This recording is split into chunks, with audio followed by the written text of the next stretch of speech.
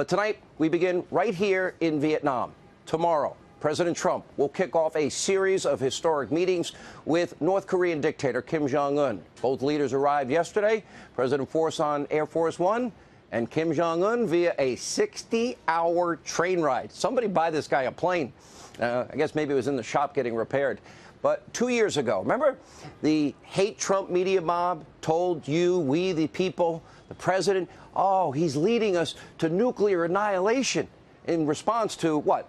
North Korea, their hostilities, rockets being flown over Japan, threatening Guam, threatening the continental U.S. Trump deployed multiple aircraft carrier strike groups in the region. He nicknamed Kim Jong-un Little Rocket Man. He reminded the despot about America's nuclear superiority. He squeezed North Korea's only real ally, China, with tariffs. He deployed the strategy. It's called peace through strength. And all while America's left told you the sky was falling. He's going to start a nuclear holocaust.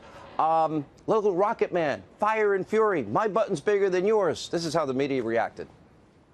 The idea of a nuclear showdown with North Korea keeps you up at night? I would recommend deleting your Twitter app. He is not merely being cavalier with a threat about nuclear war. He's being cavalier in a way that makes him seem demented. These are the messages from a person who is not well, from a leader who is not fit for office. President Trump is goading Kim Jong-un to test a nuclear missile again, to prove its reliability, to show him wrong.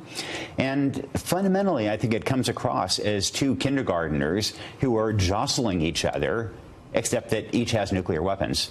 Well, here's what... Too late after 100,000 Americans die. After a nuclear holocaust. Or after 1 million die in Seattle. And that's where we are. This is not an exaggeration. Trump's comments about nuclear weapons have experts worried he could literally inadvertently trigger a catastrophe.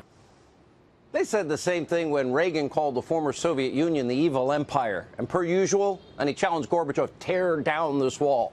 They're completely wrong again and again. And as you might have noticed, there's no nuclear holocaust. In fact, quite the opposite. What have we seen? North Korea completely stopping firing ballistic missiles over Japan, threatening the region, threatening Guam, threatening the continental United States. They returned the remains of U.S. servicemen, brave heroes who died in battle during the Korean War. They agreed to negotiate the denuclearization of the entire Korean peninsula. Oh, and hostages were returned. A huge deal. And it's not just about North Korea. Now China is being held accountable for its rampant intellectual property theft. And because of the real serious threat of ongoing tariffs, well, guess what? New, better trade deals that help Americans, that help farmers, that help manufacturers, that help our car industry are now on the table. Despite all this success, of course, the hate Trump media mob and Democrats publicly rooting for the president to fail in his upcoming negotiations with Kim Jong-un. We have 8 U.S. senators, this is a joke, releasing an open letter to the president, bashing him for his diplomatic efforts, insinuating our president is a liar. Well, let's look at the hate Trump media mob's obsession with a months-old statement from the president, that he and Kim fell in love during their first encounter. Okay, let me translate this for anyone in the media who's too stupid to figure it out on their own, who never left the comforts of their little TV studios that are way overpaid. The president developed a beneficial working relationship with someone we're trying to negotiate with. By the way, if we can stop North Korea from threatening the entire region, that would be a good thing. That's when nuclear annihilation is just a button away if we don't fix it. So let's face it. Here's the sad reality. We have the left in this country, Democrats, mainstream media. They don't obviously want the president to succeed, not just on this issue. Even when the safety and security of the American people is on the line, this is sick. Their psychotic hatred of this president is more important to them than the well-being of South Koreans, the entire region, and Americans. Now, if that wasn't the case, remember, they would fund the wall on the southern border like they were willing to do in Obama's second term. But if Trump's doing it, it's immoral. If that wasn't the case, they could not have tried to ruin Judge Kavanaugh's life, smear, slander, besmirchment during their botched attempt to block his nomination. If that wasn't the case, they would not have voted against the Born Alive bill, which would have protected living infants who survived a botched abortion. Really? pretty heartless. And all the Democratic presidential candidates in the Senate voted against this bill, all of them. Now that brings us to tonight's Hannity history lesson. While the left is actively rooting against President Trump because that then gets in the way of their desire for power, well, their own track record in foreign policy has been an absolute disgrace. Frankly, an utter failure. Their failed strategy can be summed up with two words: international bribery. If only we suck up to dictators and pay them money, maybe they'll like us. 1994, then President Bill Clinton bragging about giving North Korea the world in exchange for just a promise not to build a nuke. Didn't last long. Take a look. This is a good deal for the United States. North Korea will freeze and then dismantle its nuclear program. South Korea and our other allies will be better protected. The entire world will be safer as we slow the spread of nuclear weapons. South Korea, with support from Japan and other nations, will bear most of the cost of providing North Korea with fuel to make up for the nuclear energy it is losing. And they will pay for an alternative power system for North Korea that will allow them to produce electricity while making it much harder for them to produce nuclear weapons.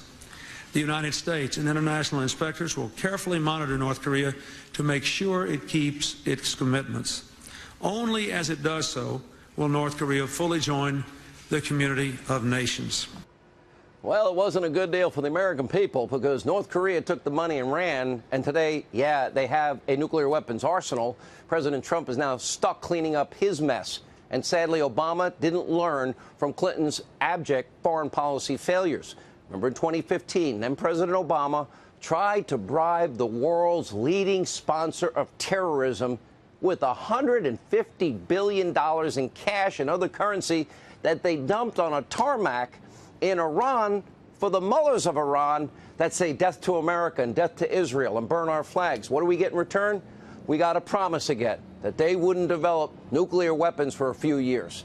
President Obama called it an unprecedented achievement in stupidity, but Iran used that money, what? We now know to fund terrorism all over the Middle East as proxies of wars all over the place, killing so many innocent humans in the process, killing innocent civilians around the world. Iran still publicly plotting the annihilation of Israel, still burning the U.S. flag, still chanting death to America, death to Israel. And Obama's flawed nuclear deal, thankfully, because of President Trump, is now totally obsolete. If we don't learn from the past, yes, we're doomed to repeat it. Just like Reagan peace through strength, we can learn from success as well. And that's why the president will only open up the spigot of economic opportunity in North Korea if Kim Jong-un agrees to join the Nuclear Non-Proliferation Treaty, which opens up his country to regular, unabated checks on his nuclear program. And he'll help his people out in the meantime. And he also has to agree to phase out and dismantle all of his nuclear weapons. Accountability, verification, or no deal. Now, as a country that is learning from our past failures is critically important, not just abroad, but right here in America, in the United States, our country. In 2010, when former President Obama and his fellow Democrats rammed Obamacare down your throat, remember, they made a lot of promises again and again. Keep your doctor, keep your plan, and save less, and lower drug prices. Well, a lot of people lost their doctors, lost their plans, and everybody's paying more. All Americans will be insured. Didn't happen. Healthcare costs have skyrocketed. Some Americans only have one plan. 27 million Americans today still remain uninsured. Bernie Sanders, Kamala Harris, nearly every other far-left radical Democrat is pushing Obamacare on steroids, human growth hormone times a million. They're literally calling for every American to lose. You cannot have private health insurance and let our ever so competent federal government, the ones that gave us Obamacare, handle it all. Take a look.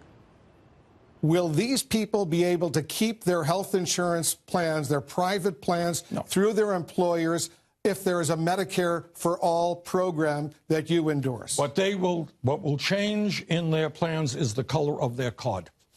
So instead of having a Blue Cross Blue Shield card, instead of having a United Health Insurance card, they're going to have a Medicare card.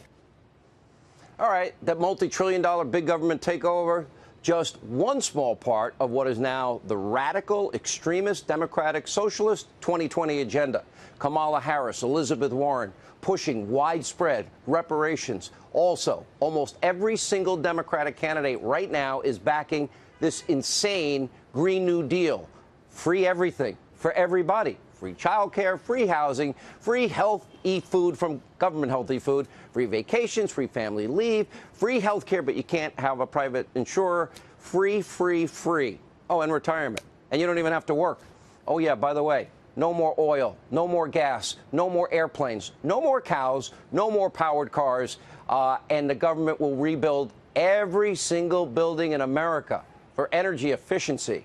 Well, all in 10 years, and by the way, we have our first cost estimate at a meager, up to $94 trillion. Even though the world, of course, is supposed to end in 12 years, according to Ocasio-Cortez. Now, this plan would wreck the United States. It would be an unmitigated disaster, nothing but a path to poverty. It would destroy the greatest wealth and innovation producing system that mankind has ever seen, called capitalism. And that's not all. The radical plans keep coming and coming. It's open borders, eliminate ICE, and if they get their way, only the government gets to have the Second Amendment right. In fact, as we speak, House Democrats, they are prepping a bill that would criminalize many gun sales. And let's never forget their unified opposition to living humans surviving abortions. This is the new extreme radical Democratic Socialist Party. All Democratic senators running for president voted against the Born Alive Survivors Protection Act. Wow, the most innocent among us. If our government doesn't protect babies living on their own, what's the point? All of these radical plans, they have one common theme: government power. Democrats want to bribe you, we, the American people. They want to take away all of your fear, convince you that giving up basic fundamental rights in exchange for security, lofty government promises, everything. Now, it's time tonight we call on everyone in America. Learn from history. Bribing dictators and kissing up to them never works. Socialism always ends in death, poverty, and destruction for all. We'll have a lot more coming up in the course of the show. But first, let's preview what is about to go down tomorrow in our nation's swamp. So while the president is here in Vietnam, the president's former attorney, Michael Cohen, is going to testify in public 3 days in a row. 1, 2, 3. Okay? Tomorrow's the only public one before the House Oversight Committee. He's going to be grilled by some of the worst Trump haters like Ocasio-Cortez, Congresswoman Tlaib, and others. Now, keep in mind, among other issues, Michael Cohen did plead guilty. Lying to Congress. Wasn't long ago that prominent Democrats hated Michael Cohen, called him out repeatedly for being a liar. Now they're his best friend. Take a look. As far as Michael Cohen's credibility, Rudy Giuliani described him as a proven liar. I think that Michael Cohen, Rudy Giuliani, and Donald Trump have about the same amount of credibility. They all use, at best, situational ethics, and but probably more likely they just lie constantly.